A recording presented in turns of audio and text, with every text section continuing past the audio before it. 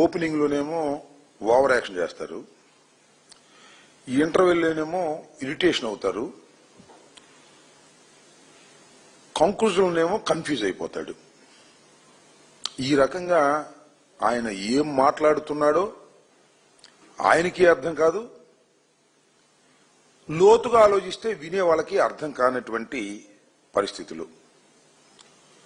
ఈ 3 సమావేశాల్లోనూ ఆ సందర్భోచితంగా మాట్లాడే మాటలు మాట్లాడొచ్చు, తప్పులేదు. ఆయన గురించి, ఆయన పార్టీ గురించి వండర్ఫుల్. దానితో పాటు వైఎస్ఆర్ కాంగ్రెస్ పార్టీని, వైఎస్ఆర్ కాంగ్రెస్ పార్టీ నాయకత్వాన్ని దూషణ చేయటం, తీవ్రమైన పదజాలాన్ని వాడటం, పీకుడు లాంగ్వేజ్ కూడా వాడేటటువంటి పరిస్థితిలో మరి పవన్ కళ్యాణ్ గారు ప్రవర్తిస్తున్నారు అంటే చాలా విచిత్రం వేసింది. ఆ రకంగా ఎందుకు మాట్లాడుతున్నారు? ఎవరన్నా మిమ్మల్ని ఏమన్నా అన్నారా? ఎవరేమన్నా ఈ మధ్యకాలంలో? అయినా ఆయనకి ఎక్కడి నుంచో ఒక ఆవేశం వచ్చేస్తుంది. మధ్యలో ఆవేశం వచ్చేసి చాలా చాలా పిచ్చి పిచ్చి మాటలు మాట్లాడుతున్నాడు. అసలు జోగి ఆదిత్యలాగా చేసేయాలంటున్నాడు అంతే.